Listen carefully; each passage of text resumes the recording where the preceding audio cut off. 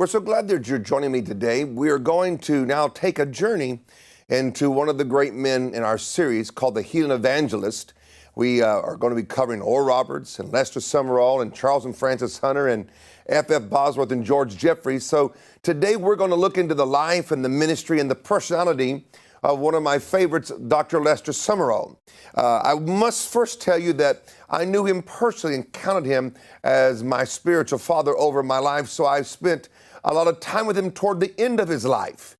But today we're going to go start from the beginning and the rise and how God trained him and used him to become one of the great spiritual fathers of our time. He at one time had over 3,000 different ministers that related to him, I was told, as he would give counsel and prayer and covering and all the things that a father would need to do to his spiritual sons and daughters. And I would have to say, as a son, he did well. Everything that he told me to not to do turned out exactly the way that he said it would be. And if I didn't do what he said, I found out real fast that he was right and I had a mess on my hands. So I only went through one of those, and after that, I took his word and did my best to obey him to the best of my ability. Lester Sumrall's life begins when he was born on February the 15th in 1913 at 8 a.m. in the morning in New Orleans, Louisiana. He would end his life on April the 28th, 1996 in South Bend, Indiana at the age of 83. So we're going to journey through a man's 83 years of life, of how he came to God and how God trained him and developed him and how he responded. Not everybody responds to the dealings of God. Sometimes when God deals with people, they only go so far, or they don't want to deal with it at that time, or it's too much of a cost in the price that one must pay to carry God's commanding power in the earth. So we're going to journey with him. Brother Sumrall's family was a very interesting family. He said that his father was a good sinner, a good Baptist sinner, that he would get up and go to church and then come home and act like the devil, and there was trouble there. And so he, as a child growing up, he kind of took after his father's disposition. His father's name was George Sumrall. He is reported as being a hard worker, and he had big muscles. And so he took great pride in the muscles that he had and the ability that he could fight and win, and that nobody could ever overpower him. So as a young child, Lester Sumrall would look at his dad and say, I want to be like my dad, and took on the mindset and the disposition. And his dad didn't like preachers. Now, his mother, whose name was Betty Sumrall, was the exact opposite. She loved the Lord. She loved going to church. She loved praying. And she's a part of a ladies' prayer group that worked very actively in the community of praying for people and visiting people. And so what happened at Sumrall's home, when the preacher would come, because their home was more of a bigger home, the pastor would ask for the guest preacher and his family to stay in their home, which meant, according to young Lester, meant that he had to give up his bedroom and his bed to the pastor's family or the pastor's kids and sleep on a cot or on some blankets on the floor. So he didn't like that. He didn't like that every time a preacher came to be at the church, end up at his house, they eat his food, sleep in his bed, and didn't like it. And he would tell the story that sometimes he would treat the people that had come to visit their children, the PK, the preacher's kids, very meanly and very roughly. He didn't like them, so he was rough to them and would beat them up and do mean things. Like one time he got one of the pastor's sons and poured molasses and flour in their hair and rubbed it in. They finally had to cut all the hair off of that young little boy to get rid of all the trouble. So that you can kind of see that Lester Sumrall was an aggressive little boy, and he took on the disposition of his dad and did not like the preachers, didn't like the folks that came into his house. May I make a comment? So many times preachers' kids and people in the ministry don't treat their kids right, and you have to be careful that you don't make the child feel like they're second class. It should be an honor to have someone in your home and to have the hospitality for them, and not always a struggle or a strain. So it's how you set things up, how you teach and how you work it together makes your home life more conducive to being a person that can have guests in your home, and your family likes it, and it's not a problem. For some reason, because mama liked it and daddy didn't, there was a conflict in the childhood home of Lester Sumrall. In his childhood growing up, there was miracles that he saw. So he did have a knowledge of God and aware that God would do things. One time his father got injured at work and could not work, and they didn't have enough money for food. And Lester's mother would go in and make the table and put the plates, the forks and food and everything down, and they'd all sit down and they'd pray and ask God to bless the food. And he goes, every time there'd be a knock at the door, somebody be bringing some food over to help the Sumrall family. He said, I saw God supply our needs. That happened multiple times during that crisis time. There was no money, but faith set the table. They prayed, and while they were praying, the knock on the door would come, and God supplied. So he saw that growing up, and then he himself was sick with the disease when he was little, and they got the ladies' prayer group. You know, back in those days, ladies' prayer groups, when you read church history, they're all through it. These lady prayer groups come around, and they appear, and they attack, and they pray, and they get miracles. And so when little Lester was sick and couldn't eat, was in severe pain, Mama called the ladies' prayer group, and guess what? They came over and prayed over him and got little Lester healed. So he experienced God's healing power even when he didn't like to be around preachers. Then the third thing that happened when he was a child that he speaks of was that his mom, Betty, had a cancerous growth on her breast. And in those days, they didn't have all the different type of medical cures or even how to help people. So if there was a cancer in your breast, you had to remove the whole thing. And so during the night, she had a dream that she just walked into her bedroom and looked toward her and healed her. She got up that morning and she was getting ready for the morning breakfast and the morning family to eat at the table. She came and said, I had a dream last night that Jesus came to my house and he healed me. So she went into the bedroom to take off the gauze. And when she took off the gauze, the cancer had fallen off into the gauze, and where it was on her breast was gone, and it was perfect, beautiful skin. God had delivered her from that cancer of the breast right there in one night. And Lester Sumrall was right there in the home to see all of that. Well, you may have a resistance to preachers. You may have a problem with ministers and things, but when you keep seeing God do things in your house, God do things for your mom and provide for the whole family, there's a deposit. Those experiences become a part of your makeup, your personality, of what you will be in the future. And so Brother Sumrall was not a person that grew up without the knowledge of God. He just grew up in a home that had conflict in it. Daddy didn't like it, and Mama liked it. And so kids took choices. That's why parents have to be together in their decisions and how they do what they do, so there is not a division, because when a house is divided, it shall fall. And so we don't want your personal house to fall. We don't want your ministry house to fall or your business house to fall. So there has to be a unified cooperating spirit for it to work in a beautiful way. Now, when Brother Sumrall was 17 years old, he was at one of the most worst times of his life. He contracted TB, or tuberculosis, when he was 17 years old. And so that meant he had to go to bed. That meant he couldn't go out and play. In the beginning, when he began to cough up blood and his friends saw it, he kind of used it as a means to terrorize them and go at them. But you can't, when something's working in your body, it'll eventually take over some degree of dominion over your activity. TB was a killer in those days. Well, Mama called for the lady prayer group to come there and pray. And this is very interesting. Oral Roberts said this, and Sumrall will say this too. Brother Roberts would be one of those that would say, the doctors knew that they wanted to help me. The Christians came and they would say, Lord, if it be thy will. They said the doctors knew what the will was and the Christians didn't. Sumrall's experience was the same thing.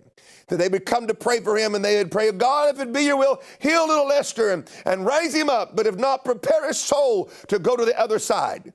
Well, when you pray a prayer like that in a 17-year-old's mind, and it doesn't go over. He didn't like them. He would curse them under his breath. He thought they were ugly and mean and didn't like them at all.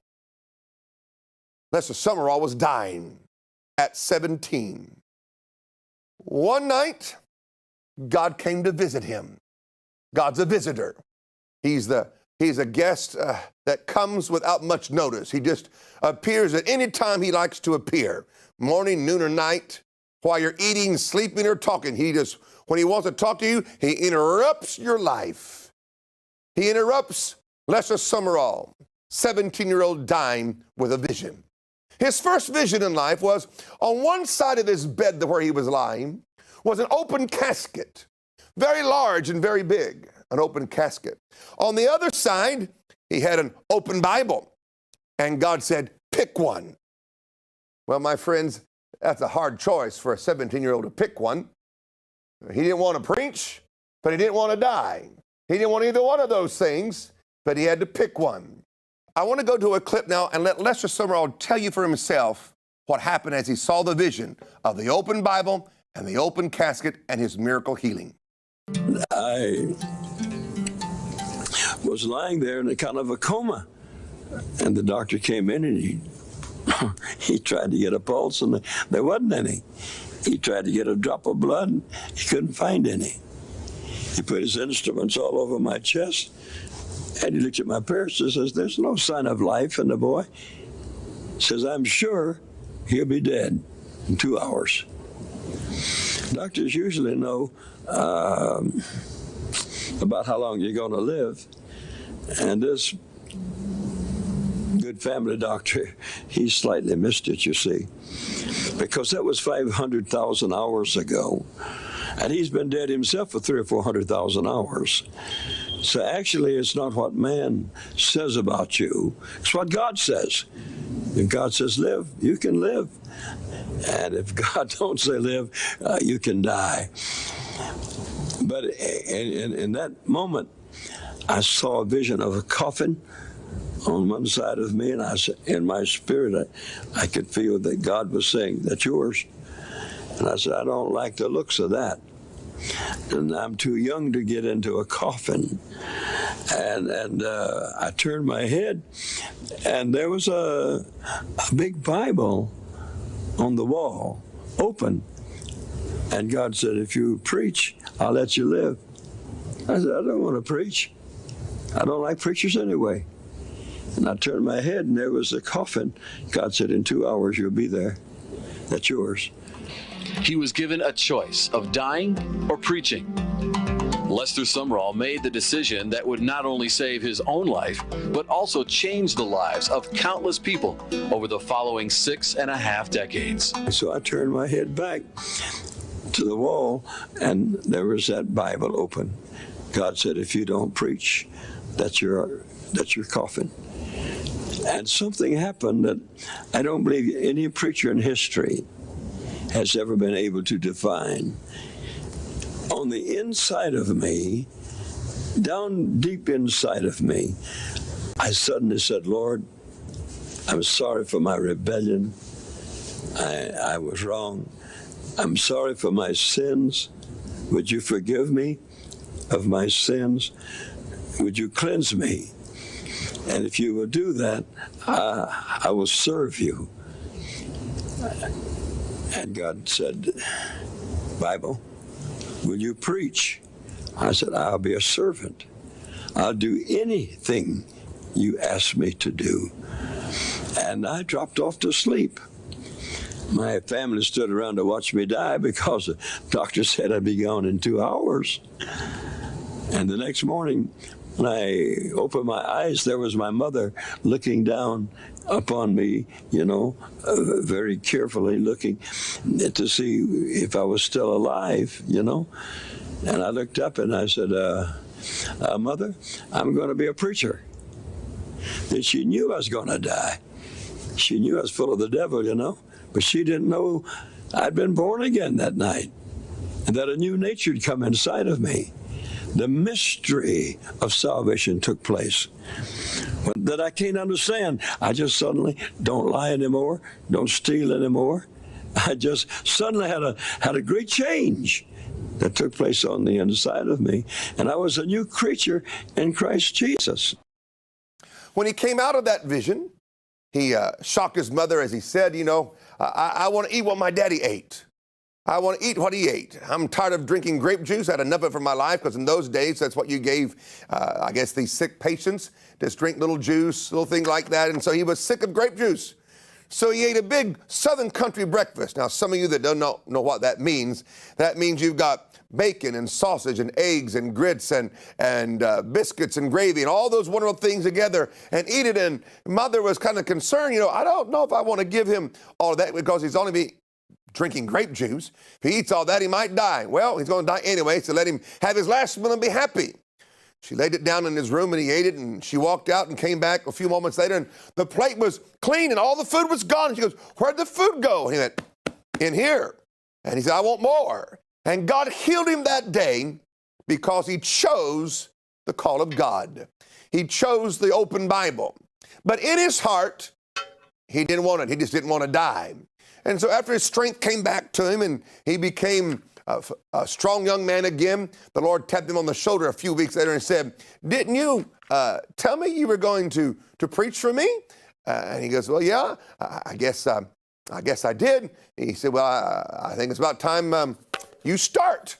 And so Brother Sumrall went to the breakfast table in a couple of days and told his dad that he was going to go be a preacher, and his dad cursed him and hit the table with his fist and made foul languages at him and said, "You'll die, and don't you leave until I get back from work." Lester Sumrall went upstairs and packed his bag and began his ministerial career with a friend in an old car that didn't run too well. He went out to preach in small country areas where we have one-room schoolhouses or in barns, maybe a little church once in a while, mainly in schoolhouses. He avoided the city. He didn't want to be around the preachers and all the big stuff. So he went out there and he said, "I preached to stay alive. I didn't preach to get people saved. I didn't care. I didn't care if they went to hell. I didn't care if they went to heaven. I was just preaching to stay alive, because the only thing that I knew was that I was sick and God healed me." He said, "When I did go to church, I was always writing notes to the little girls of the church, so I didn't always hear the sermon, but I knew a few things about church." He said, "But I didn't care." He said, "I got up and told them I had to preach to stay alive, and if you want Christ, you can have him, and da-da-da, and walk out the door." He didn't have a heart. He didn't love the people. He didn't really love God. He was just preaching to stay alive. Can you believe that this young man that would be one of the great generals of the time be able to come to the people as a young man and get up and talk and say, "I don't like you. I don't care. I'm just preaching to stay alive"? Something would have to happen in his heart. The second vision that Lester Sumrall would have would change his whole life and change his heart. I want to take you now to a time where he tells this vision of watching humanity trot down a road and fall into the lake of fire. Here's Brother Sumrall telling you the vision that changed his life. One night in quite a large schoolhouse about 12 miles out of Dyersburg, Tennessee, we had 300 or 400 people in the auditorium. And I was sitting on the side, and suddenly I had another song leader, and he was leading, but I didn't see him. I saw thousands of Japanese. I said, I was seeing a vision and didn't know it, I said, "Isn't that beautiful?" Then I saw Chinese, Mongolians, Manchurians, Tibetans. They were so beautiful, all dressed in their natural garb. Indians, Africans, South Americans, Europeans, millions. And they were all going the same way. And I was fascinated with it. And then I saw a big curve leaving this. I asked God what this was. He says, "That's the road of life, and everybody's on it." He says, "That is the road of life." He says, "Nobody goes that way. Everybody goes this way." So I said, "Well, all right." Then I saw a big curve off the road, and a few million of them were getting off the main road. I said, "Well, where are they going?" And the Lord says, "That's the saints. They're going to heaven, off the road of life, they're going into heaven, singing. You hear them singing? Singing and praising. But he kept me right above the mainstream of life here. And suddenly we came to the end of it. And there was a precipice there. And below was the lake of fire. And I could see it. And when the people of life got to the end of the road of life and saw that they were damned, the lake of fire was there, they began to blaspheme. Like thunder, like thunder. And then they began to pull their hair out by the roots. They began to claw their faces till blood squirted and curse terribly. And then they hit the lake of fire, went straight under, and never came back. They were gone forever. And that place, you couldn't see them anymore. And then there came more and more. And I said, God, you shouldn't show me this. I don't like it. He says, the reason you don't like it is because you're to blame for it. And I said, no. This was all in that vision. I said, I don't know those people. How can I be blamed for those people in Africa? I've never seen them. How can I be blamed for the people in Japan? I've never seen them. And God quoted to me from Ezekiel 3, chapter 3, verses 17, 18, and 19. If the ungodly commits his ungodly deeds and he dies in his ungodliness, he shall perish. But if you do not warn the ungodly of his ungodly deeds, I will require his blood at your hands. And I saw blood running through all my fingers. I said, take it away. Take it away. Take it away. God said, I cannot take it away. I said, who can take it away? He said, you. I said, what do you mean? He says, if you do not warn the ungodly of his ungodly deeds, he said, you have to go to Japan. I'd never dreamed of that. You have to go to China, Korea, Manchuria, Tibet. Says, I don't even like the people in Tennessee. I want to go to Florida. I want to go back home, stay home. But the Lord didn't respond to that, because the Lord never responds to stupidity. And I waited there, and he said, to be in my will, you must go and warn those people of their sins. You're not responsible to save them. I save them. But you have to warn them and let them become conscious of their sins. I laid on when I came back out of the vision, everybody went home. The farmers that all left took the lantern with them. My song leader, he went with them and left. I don't know why. Never one of them ever spoke to me about that night. I was sitting in a schoolhouse without one bit of light, in solid darkness, thinking Chinese, Japanese, Mongolians. What am I going to do? And God spoke to me and said, you have to love those people. I don't know how. He says, I can put love in your heart. And God that night caused me to love all the peoples of the world. Brother Sumrall was moved tremendously by that vision, and his heart changed toward the world. Every one of us has to have a touch of God to move us toward greater compassion and greater perception of the people that we minister to. And when he had that vision of humanity falling into the lake of fire, and that God was holding him accountable for many of those people around the world, his heart changed and he became a worldwide missionary, but he hadn't gone anyplace yet.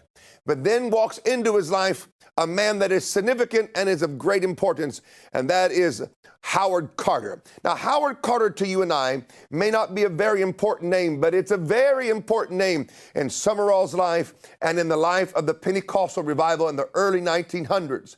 Howard Carter was a British guy. His father was very smart. I'll say it this way, he comes from a very smart family. His father was the one that made the bells in St. Paul's Cathedral or chapel there in London. When you hear the bells ring, Howard Carter's father put those bells together so that London heard it through the war, hears it today. All comes from the Howard Carter family. Howard Carter himself was a very strong intellect, but he'd gotten saved and gotten into the Bible and got into the things of the Spirit. And he is known as the one that taught the full gospel church the 9 gifts of the Spirit. What you and I teach and believe about the 9 gifts of the Spirit comes from this man, Howard Carter. World War I was happening, and they were drafting young men all over Great Britain, and Howard Carter got a notice that he needed to sign up and be ready to go to war. And he goes, no, I don't want to kill the Germans. I like the Germans. I got good German friends. I don't want to go to war. So he was a conscientious objector. They said, well, then you have to go to a prison or a work prison kind of place. And he goes, can I take my Bible with me? And they said, sure. He says, well, then I'll go there. So he worked during the day as a prisoner that had hard labor. And then at night he would read his Bible in the little cell where he was at. And all 9 gifts he learned and saw operate while he was in prison. All 9 gifts, he learned that they were something supernatural, because some people believe like this, that, the word of wisdom was Solomon because he was real smart. That's not what the word of wisdom is. The working of miracles is different. So God gave him a download, gave him a revelation on the 9 gifts of the Spirit. And one afternoon, God came to him in London and told him about a young man that was coming to help him and to travel with him and to assist him. And that young man, we left for Sumrall.